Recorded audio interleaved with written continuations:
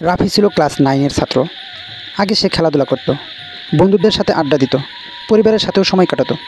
কিন্তু একদিন সে একটা নতুন স্মার্টফোন পেল, আর সে থেকেই শুরু হলো এক নতুন জীবন।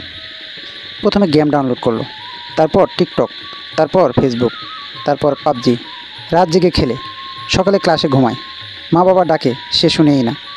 একদিন স্কুলের টিচার জিজ্ঞেস করলো, রাফি বলো তো, মেঘ দেখে কেউ করিস নে ভয়, কবিতাটা কার লেখা? রাফি বলে বসলো, ভাইরাল বাইরের চ্যানেল থেকে শুনেছি, এটা হয়তো ডিজে রনি ভাইয়ের লেখা। সবাই হাসতে লাগলো, শিক্ষক চুপচাপ। বাড়িতে আসার পর মা বলল, এই ছেলে, তুই মোবাইল ছাড়া 5 মিনিট থাকতে পারিস না? একদিন যদি এই মোবাইলটা তোকে ছেড়ে দেয়? রাফি বলল, মা এ আমার লাইফ। পরদিন সকালে সে উঠে দেখে মোবাইল বন্ধ, চার্জ ওঠে না, মোবাইল খোলে না, কিছুই হয় না, কোনো কাজ করে না। 3 দিন সার্ভিস সেন্টারে ঘোরাঘুরি করলো, কেউ ঠিক করতে পারলো না। এদিকে রাফির মাথা গরম, কারোর সাথে ভালোভাবে কথা বলে না, খাওয়া বন্ধ, ঘুম নাই। শেষে এক সন্ধ্যায় সেই বারান্দায় বসে দেখলো পাখি উঠছে, বাচ্চারা খেলছে, বন্ধুরা মাঠে খেলছে। হঠাৎ সে একটা কথা ভাবলো, এইসব তো আমি ভুলেই গেছি, মোবাইলের পেছনে ছুটতে ছুটতে জীবনটা মিস করে ফেলেছি।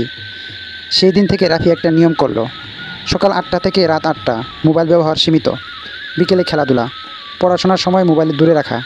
আর আজ সে এখন স্কুলের টপ স্টুডেন্ট, নিজের একটা ইউটিউব চ্যানেল আছে।